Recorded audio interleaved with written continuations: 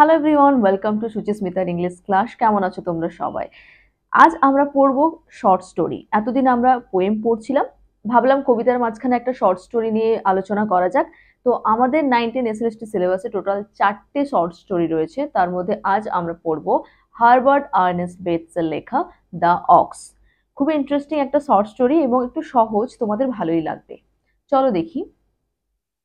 তো আমাদের the ox যিনি লিখেছেন তিনি হলেন হারবার্ট আর্নেস্ট বেটস এবং ইনি ছিলেন একজন prolific English writer and author. Theme কি ছিল এই যে অক্স শর্ট স্টোরিটা? আচ্ছা আগে বলো, অক্স মানে কি? অক্স মানে ষাঁড়। তো ডেফিনেটলি এখানে আমরা এমন একটা ক্যারেক্টার পাবো যে ক্যারেক্টারটার সাথে একটা ষাঁড়ের তুলনা করা হয়েছে। ইটস লাইক আ বনি অক্স। তো থিম যে এই শর্ট স্টোরিটার মেন থিম যেটা থাকবে সেটা হলো endurance, sacrifice, social and emotional isolation along with hard work. এখানে আমাদের মেন ক্যারেক্টার যে শর্ট স্টোরি তিনি হলেন মিসেস থার্লো, এবং এই মিসেস থার্লো ছিলেন অত্যন্ত পরিশ্রমী একজন মহিলা, যিনি তার হাজবেন্ড এবং দুজন ছেলেকে নিয়ে একটা ছোট্ট হিলে বসবাস করতেন। এবং তার সকাল থেকে রাত অবধি পুরো রুটিনটাই কিন্তু খুব কাজের মধ্য দিয়ে কেটে যায়। কাজ ছাড়া তিনি কিছুই বোঝেন না। এবং যেমন একটা একটা ষাঁড়কে একটা কার্টের সাথে অ্যাটাচ করে দেওয়া হয় এবং তাকে দিয়ে কাজ করানো হয়, তার মধ্যে কোনো অভিব্যক্তি থাকে না, সারাদিন খাটালেও তার মধ্যে কোনো এক্সপ্রেশন থাকে না, ইম্প্যাসিভ একটা ক্যারেক্টার যেমন সেই ঠিক সেরকমই এখানে আমাদের মিসেস থার্লোর ক্যারেক্টারটা একইভাবে বর্ণনা করা হয়েছে। Here the main character Mrs. Tharlo is compared to an ox or bony ox. Herbert Ernest বেটসের লেখা আলাদা কিছু ওয়ার্ক হলো love of Lydia, the darling birds of May and the uncle Silas. এই তিনটে ওয়ার্ক মনে রেখে দিও। আরেকটা জিনিস যেটা খুব ইম্পর্টেন্ট, যে এই শর্ট স্টোরিটা কোথায় পাবলিশ হয়েছিল। এই শর্ট স্টোরিটা পাবলিশ হয়েছিল জন ও লন্ডনের উইকলি ম্যাগাজিনে। এবং এই যে শর্ট স্টোরিটা এটা 5টা পার্টে বিভক্ত। 5টা পার্টের মধ্যে আজ আমরা ফার্স্ট পার্টটা কভার করব। চলো দেখি। The Thurlows lived on a small hill. Thurlows মানে মিস্টার থার্লো, মিসেস থার্লো এবং তার দুজন ছেলে, ওনারা একসাথে একটা ছোট্ট পাহাড়ে বাস করতেন। As though it were not high enough, যদিও বা পাহাড়টা খুব একটা উঁচু ছিল না। The house was raised up, বাড়িটাকে একটু উঁচু করেই বানানো হয়েছিল। কিভাবে? On invisible stilts with a wooden flight of step to the front. সামনের দিকে কিছু কাঠের সিঁড়ি ছিল এবং ওই কাঠের সিঁড়ি দিয়ে চড়ে বাড়িটায় যেতে হতো। Exposed and isolated, that means যে বাড়িটা ওনারা থাকেন সে বাড়িটা একেবারে একটা নিরিবিলি জায়গার মধ্যে রয়েছে। The wind striking it all from all quarters, মানে বাতাস চারিদিক থেকে বাড়িটাকে আঘাত করে। দ্যাট মিনস এর সমস্ত সাইডস থেকে কিন্তু হাওয়া চলাচল ভালো করে। বাড়িটা একটা ফাঁকা জায়গার মধ্যে রয়েছে, আশেপাশে কিছুই নেই, তো স্বাভাবিক যে সব দিক থেকেই হাওয়া চলাচল করবে। It seem to have no part with the surrounding landscape, এবং দেখে মনে হয় যেন আশেপাশের কোনো জায়গার সাথে এই বাড়িটার কোনো যোগাযোগ নেই। Empty ploughed lands in winter time stretched away on all sides in wet steel curves. শীতকালে এমন মনে হয় মানে চারিদিকে ফাঁকা চাষ জমি রয়েছে এবং দেখতে কেমন মনে হয় কিছুটা স্টিল কার্ভস এর মতো, যেটা একটু ভেজা। At 7:30 every morning, Mrs. Thurlow pushed her great rusty bicycle down the hill. 7:30 means 7:30 সময়। 7:30 সময় প্রতিদিন সকালে মিসেস থার্লো তার ওই রাস্টি মানে একেবারে ধুলো পড়ে যাওয়া একটা সাইকেলকে নিয়ে তিনি বের হন। এবার আমরা পাবো তার সকাল থেকে রাত অবধি তিনি কি কি কাজ করেন তার একটা ডিটেলস ডেসক্রিপশন। রাস্টি বাইসাইকেল, কারণ এখানে রাস্টি বাইসাইকেল মিনস বাইসাইকেলটা চালানো হয়নি তা কিন্তু নয়, এতটাই বেশি চালানো হয়েছে যে সেটা খুবই ধুলো জমে গেছে। At 6 every evening she pushed it back, এবং সন্ধ্যেবেলা 6টার সময় তিনি কাজ সেরে বাড়ি ফিরে আসেন। Loaded always with grey bundles of washing oil can, sacks, cabbages, bundle of old newspaper, bowls of wind blown wood and bags of chicken food. এবং যখন তিনি ফিরে আসেন সাইকেলে তিনি কি কি বয়ে নিয়ে আসেন, ওই যাদের যাদের বাড়িতে তিনি কাজ করতে যান ওনাদের বাড়ি থেকে তিনি বয়ে আনেন আ বান্ডলস অফ ওয়াশিং, ওনাদের জামা কাপড় যেগুলো পরিষ্কার করতে হবে, পরের দিন কেচে তাদেরকে আবার ফেরত দিয়ে আসতে হবে, তো একটা লন্ড্রি সার্ভিস তিনি দেন। অয়েল ক্যান, কিছু তেলের ক্যান, শ্যাক্স, বস্তা, ক্যাবেজেস, বাঁধাকপি, বান্ডলস অফ ওল্ড নিউজ পেপার, পুরোনো নিউজ পেপারের বান্ডেল, কেন তিনি পুরনো নিউজ পেপারের বান্ডেল নিয়ে আসতেন আমরা পরে গ্র্যাজুয়ালি শর্ট স্ট্রিটের মধ্যে পাবো। বাউস অফ উইন্ড ব্লোন উড, কিছু কাঠ, ব্যাগস অফ চিকেন ফুড এবং কিছু চিকেন ফুডের bags. The bicycle could never be ridden, এতটাই বেশি ভর্তি থাকে সাইকেলটা যে ওই সাইকেলটাতে একেবারে চড়া যায় না। উনি কিন্তু চড়ে যান না সাইকেলটাতে, উনি সাইকেলটাকে এরকম হেঁটে হেঁটেই হাতে ধরে যান। ইট ওয়াজ আ ভেহিকল অফ নেসেসিটি, এবং এটা এতটাই প্রয়োজনীয় একটা ভেহিকেল ছিল যে এটাকে ছাড়া মিসেস থার্লো কখনোই বাইরে বেরোতেন না। Her relationship to it was that of a beast to a cart, এবং এটার সাথে মানে এই সাইকেলটার সাথে মিসেস থার্লোর সম্পর্কটা অনেকটা ধরো বলদ গাড়ি যেমন হয়, তার পেছনে একটা গাড়ি থাকে, সামনে বলদ টানতে থাকে, ঠিক ওই রকমের সাথে একটা সাদৃশ্যপূর্ণ। Sloping along beside it, flat heavy feet pounding painfully along under mud stained skirts, এবং তার সেই ফ্ল্যাট হেভি মানে চাপটা বড় বড় পাগুলোকে সেই কাদার মধ্যে দিয়ে হেঁটে হেঁটে তিনি হিলে যাচ্ছিলেন। Her face and body ugly with lumpy angles of bone, তার মুখটা এবং বডিটা একটু দেখতে কুৎসিত। কেন? কারণ এতটা বেশি পরিশ্রম করেন তিনি যে নিজের উপর যত্ন একেবারেই নেন না, এবং তার জন্য তার এই শরীরের বিভিন্ন জায়গায় হাড়গুলো এদিক ওদিক থেকে বেরিয়ে গেছে, কেমন একটা হাড়গুলো ঠিকরে বেরিয়ে আসার মতো। কৃষকায়, she was like a beast of burden. Coming out of the house, raised up even above the level of the small hill, she stepped into a country of wide horizons. যখন তিনি বাড়ি থেকে বেরিয়ে আসেন, যদিও বা পাহাড়ের মধ্যে তার বাড়িটা, কিন্তু যখন তিনি বেরোন তিনি দেখতে পান সামনে একটা বিশাল দিগন্ত যেটা একেবারে ফাঁকা। This fact mint nothing to her, এবং এটা তার কাছে কোনো যাই আসে না যে তিনি একাকিত্বে নিরিবিলিতে থাকেন, আশেপাশে কোনো প্রতিবেশী নেই তার। The world into which she moved was very small, যে ছোট্ট দুনিয়াটাতে তিনি গিয়েছেন সেটা খুবই ছোট্ট।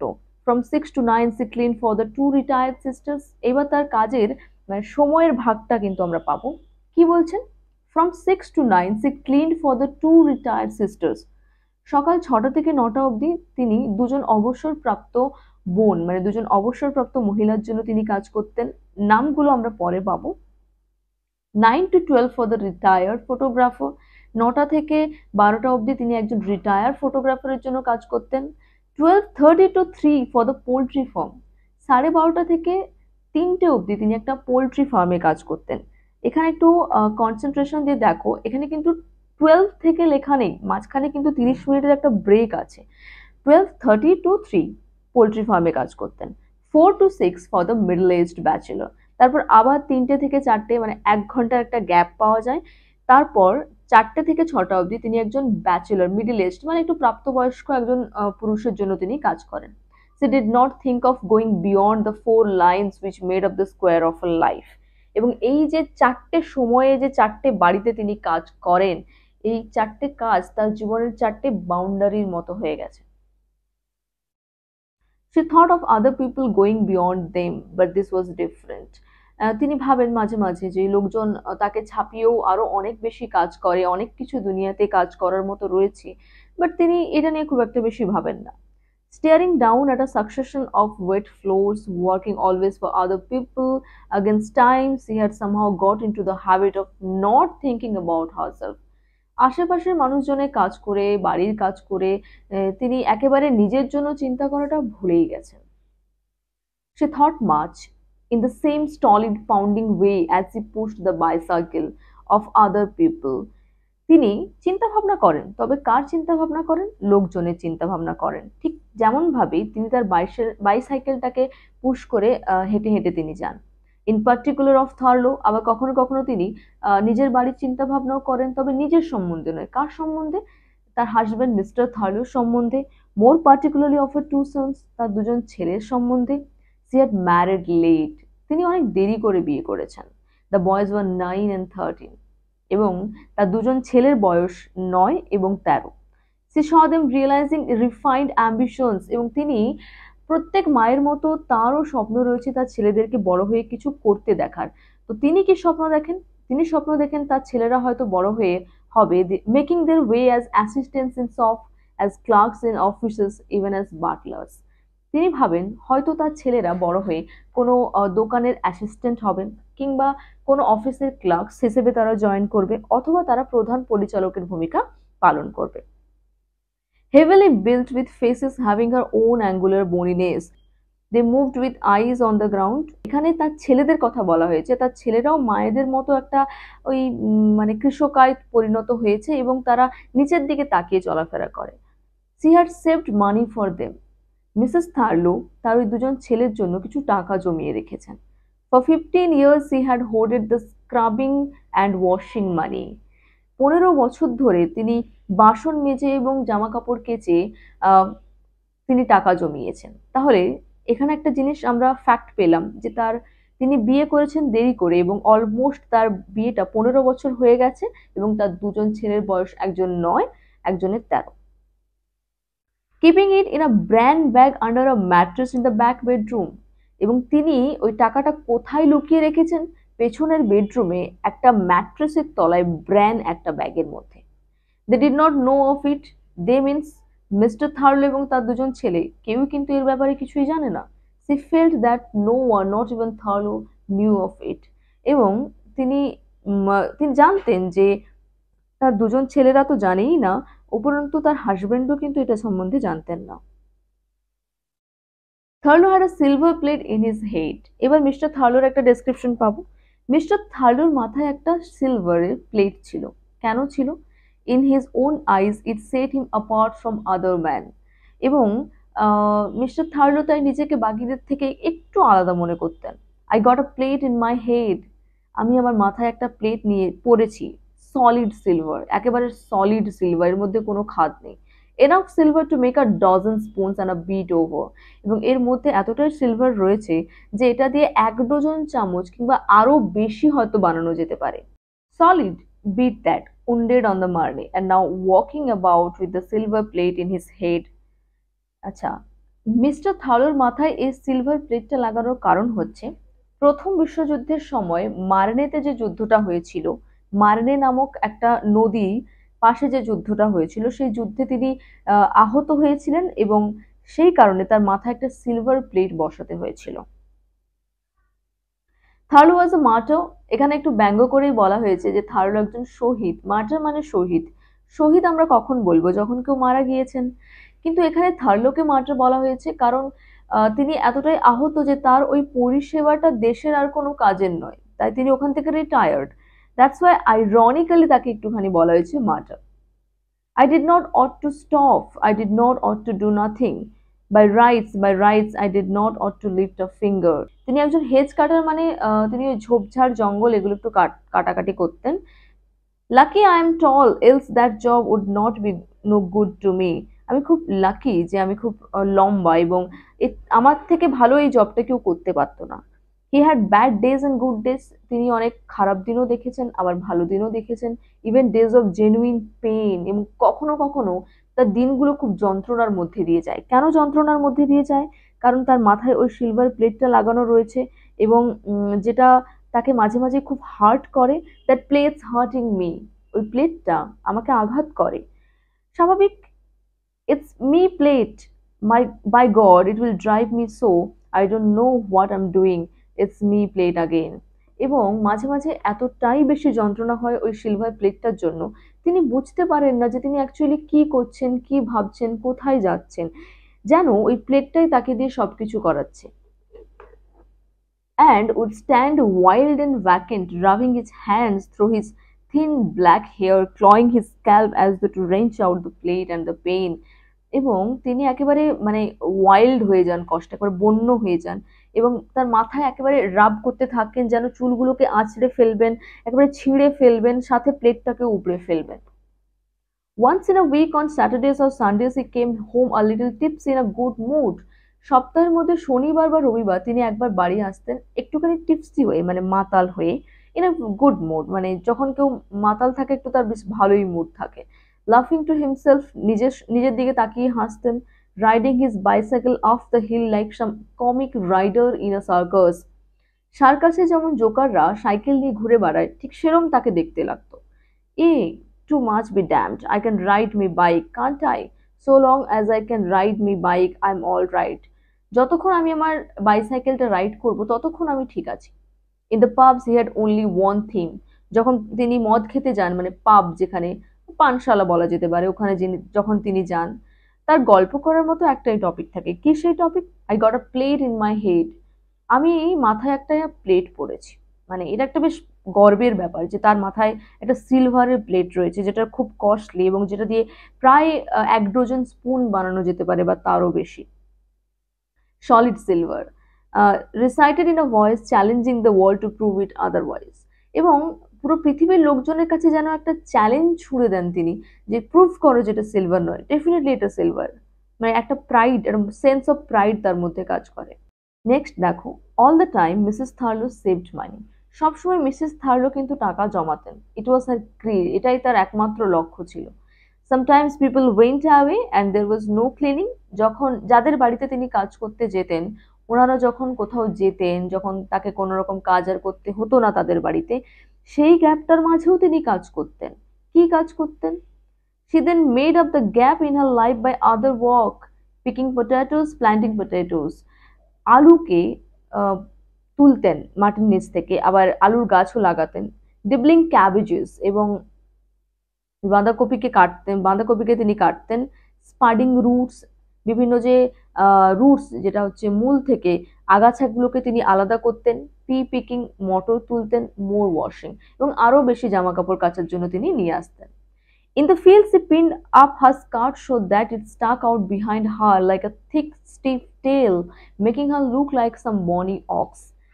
প্রায় দেখবে তোমরা যখন মাঠে চাষ করে আমাদের গ্রামের লোকজনেরা, তখন দেখবে তারা বা ধুতিটা বা গামছাটাকে এমন করে পেছনে গুঁজে রাখে, ইট লুকস লাইক আ টেল, একটা লেজের মতো দেখতে লাগে। ঠিক একই রকম ভাবে আমাদের মিসেস থার্লো তার স্কার্টটাকে ফোল্ড করে এমন একটা ভাবে পেছনে পিন আপ করে রাখতেন, তাকে দেখতে মনে হতো, মানে ঝুঁকে কাজ করতেন, আবার পেছনে ওই স্কার্টটা পিন আপ থাকতো, তো দেখতে মনে হতো পুরোপুরি যেন একটা মানে অক্স, এবং তার ওটা লেজের মতো লাগতো। She did washing from 5 to 6 in the morning. এবার দেখো, ওনাদের বাড়ি থেকে তো তিনি জামা কাপড় কাচানোর জন্য জামা কাপড় নিয়ে আসতেন, কিন্তু সেগুলো কখন কাচতেন? তিনি তো সকাল থেকে রাত অব্দি সবসময় বিজি। কখন কাচতেন? From 5 to 6 in the morning, সকালে 5টা থেকে 6টা অব্দি তিনি জামা কাপড় কাচাকাচি করতেন। And again from 7 to 9 in the evening, এবং সন্ধ্যেবেলা তিনি 7টা থেকে 9টা অব্দি কাচাকাচি করতেন। Taking in more washing, she try to wash more quickly against time, এবং তিনি যখন বেশি জামা কাপড় নিয়ে আসতেন কাচার জন্য, তখন সময়ের বিরুদ্ধে গিয়ে আরো ফাস্ট কাজ করতেন। Somehow she succeeded, so that from 9 to 10 she had time for ironing. এবং তার একেবারে তিনি খুব পাংচুয়াল, কারণ একটা মিনিট ওই দিক থেকে ওদিক হওয়া যাবে না, তাহলে তার অন্য কাজটা কিন্তু বাধা পড়ে যাবে। তিনি কাছাকাছি করার পর কি করেন, এই সন্ধ্যেবেলা রাতের দিকে তিনি আয়রনিং করেন। কখন? 9টা থেকে 10টা অবধি তিনি জামা কাপড় আয়রন করেন। She walked by candle light, that means ওনার বাড়িতে ইলেকট্রিক্যাল লাইট নেই, মানে তিনি মোমবাতির আলোতেই এই সমস্ত কিছু করতেন।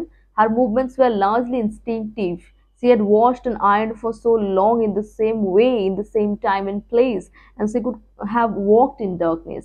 একই রকম ভাবে দিনের পর দিন অন্ধকারে তিনি বসে থেকে সেম ভাবে জামা কাপড় পরিষ্কারও করেছেন এবং আয়রনিং করেছেন। There was something even which could be done in darkness. আরো অনেক কাজ আছে যেটা অন্ধকারে করা যেতে পারে। And so at 10, এবং রাত্রি 10টার সময়, with Tharlo and Sham and the sons in bed, mister Thurlow এবং দুজন ছেলেকে নিয়ে, ছেলে মানে মিস্টার থার্লো এবং তার দুজন ছেলে রাত্রে 10টার সময় তারা বিছানায় চলে যেত ঘুমানোর জন্য। She blew out the candle, তিনি মোমবাতিটা নিভিয়ে দিতেন। ব্রোক আপ দ্য ফায়ার, তারপর তিনি আগুন জ্বালাতেন।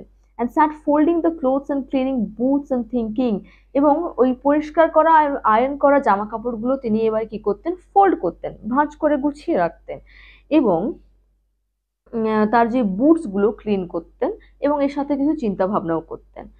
হার thoughts like her work went always along the same lines, তার চিন্তা ভাবনাগুলো তার কাজের মতো একই রেখায় বয়ে চলেছে। টুয়ার্ডস দ্য ফিউচার, ভবিষ্যতের দিকে। Out into the resplendent avenues of ambitions always for the two sons. কি চিন্তা ভাবনায় মগ্ন? তার দুজন ছেলের যে ভবিষ্যৎ, সেই ভবিষ্যতের উচ্চাকাঙ্ক্ষার জন্য তিনি এক প্রকার সবসময় চিন্তা করতে থাকেন যে তারা বড় হয়ে কি হবে। There was a division in herself, the one part stolid and uncomplaining in perpetual labor. তার দুটো সত্তা রয়েছে। প্রথম সত্তাতে তিনি যথেষ্ট পরিশ্রমী এবং এই পৃথিবীতে তার এই পরিশ্রমের জন্য তিনি খুব একটা বেশি মানে কমপ্লেন করেন না ভগবানকে, বা তিনি ঠিক আছে, ইটস ওকে, প্যাসিভ, ওকে যা হচ্ছে মেনে নিচ্ছে, কোনো ব্যাপার না।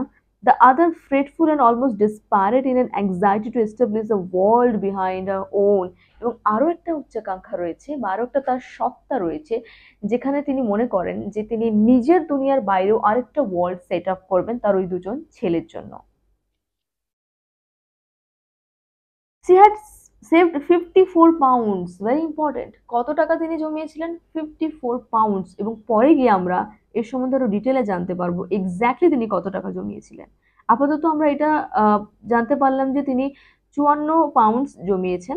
She would make it 100, এবং তার লক্ষ্য তিনি এটাকে 100 পাউন্ড করবেন। How it was to be done she could not think, এবং কিভাবে 100 পাউন্ড করবেন এটা নিয়ে তিনি খুব একটা ভাবেন না।